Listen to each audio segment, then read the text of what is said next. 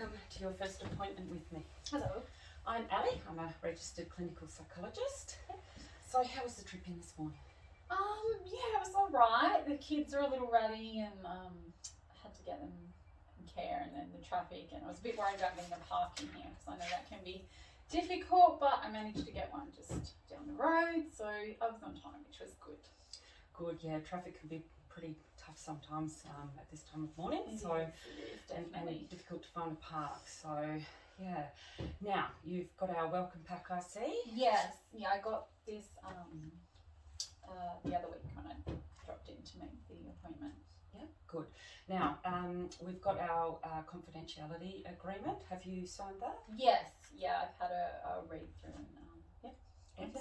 Excellent. So I've just got a couple of things that we've got to touch on about that.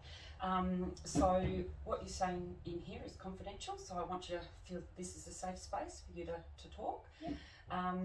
But there are just a couple of exceptions to that confidentiality, okay? So if I consider you a serious risk of harm to yourself or to somebody else, or then I am required to report that, okay? Yeah.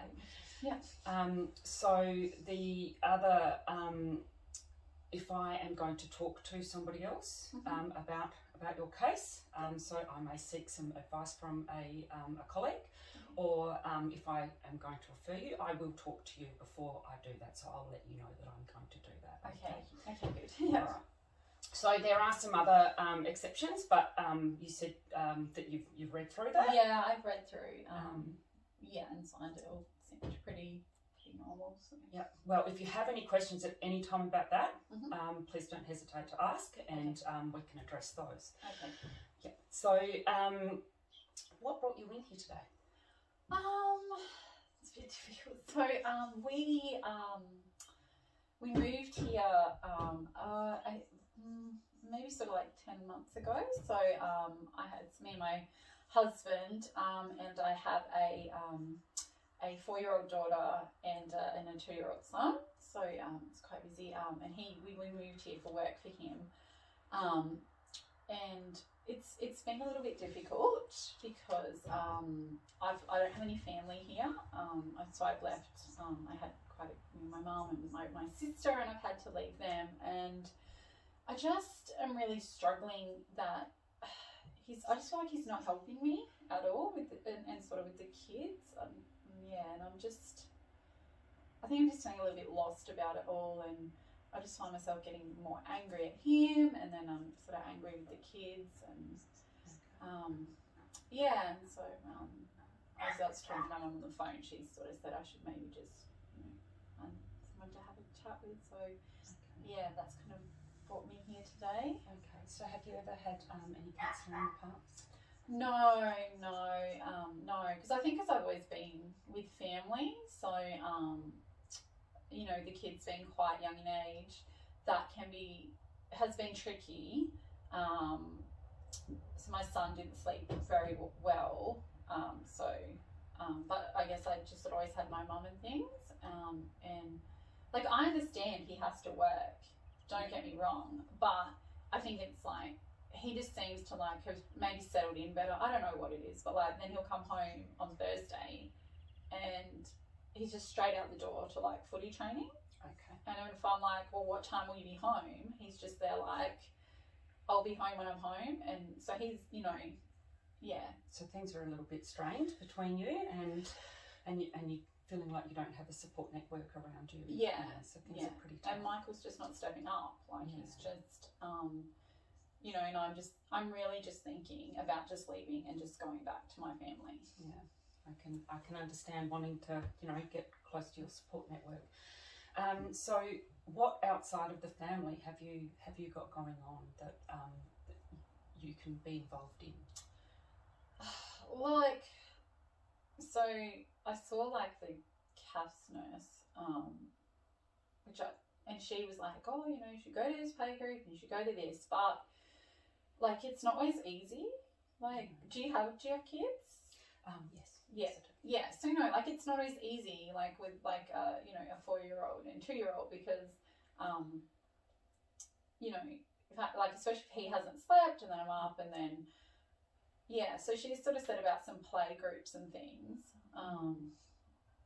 you know, which might, I mean, yeah, I suppose I could maybe try some more, but I don't really know anyone. So how does it feel when you get out and meet new people? I think I'm a little bit nervous. Like, I think I've always just known everyone where I've lived, so it's a bit scary to sort of go and meet new people and yeah, put myself out there. I think a lot of the friends I'd gone to school with, so I've known them, and my cousins, so I've just known them forever. So yeah, and Michael's always saying, you know, you need to get out and like come down to the football club, but like it's really difficult. Like, I don't really want to be at the footy club at 8 o'clock on a Thursday night with 2 little kids, you know. That's, you know, I can understand that. So just let me reiterate, so I can make sure that I've understood. So you've moved here only 10 months ago for your husband's work. So 2 little kids, obviously, both not at school yet. And you're the primary, you know, well, you're the main parent, like at-home parent and doing everything. Yes. So your support network is back where you've moved from. And Mum can't even come visit because obviously, like with Corona, it's been really difficult. So, you know, she hasn't sort of even been able to come over and help me. So, yeah, that's made things extremely difficult, and you know, I think that has made it harder on everybody, and you know, and I'm sure your family at home are feeling that, you know, that space as well. So look, you're also, I hear that, and correct me if I'm wrong, are you feeling some anxiety about going out and meeting new people and being involved in some groups? You sort of said you get very nervous. Yeah, I think so. I think, yeah, I didn't really think of it like that before, but yeah, I think, yeah, I am a little. So a few nerves and just sort of, I guess if you're not putting yourself out there, it sounds like you were, you know, a pretty social person at home, in your normal network, because you felt, you know, comfortable and you had people that could support you and that you trusted with your kids and things like that. So, you know, I understand that, you know, this is really tough. And I'm not trying to, you know, put a, you know, actual label on anxiety per se. I'm just sort of saying, you know, it sounds like you're really having a tough time sort of getting yourself out and making new friends and giving yourself a new network around here. So what are your expectations? So what were you hoping to achieve with coming here? So what would you say, because you haven't done counselling before, so we like to set a few goals, what you would like to achieve, and also sort of work out what you want to address immediately, what your immediate concerns are. I think I just don't want to feel angry towards Michael. Like, I don't want him coming, like, I just feel it myself getting angry at him, and you know, I just don't think that's good for him or for me or for our kids, and I don't know how to get him to understand where I'm coming from. So I think that would be something that needs to, you know, change. So there's certainly some things that we can do to actually, you know, get you to feel a little bit more grounded and a little less angry. So we can certainly discuss those things. So that's a really great goal. We'll come with that at our next session.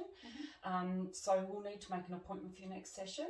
There's a few little housekeeping things. So in your welcome packet covered your fees.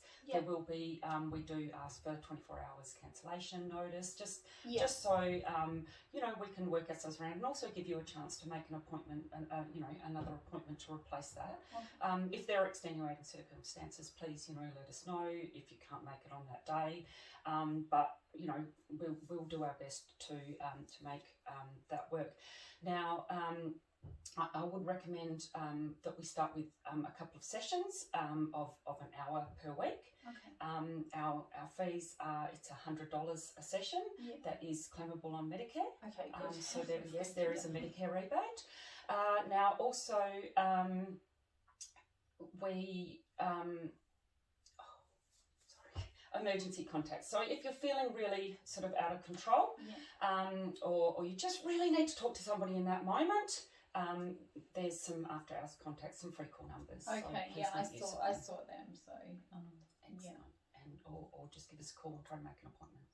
Okay. Well, thanks for coming in, Kat. That's okay. It wasn't as bad as I thought it was going to be. So thank you. Excellent. We'll see you next time. No worries.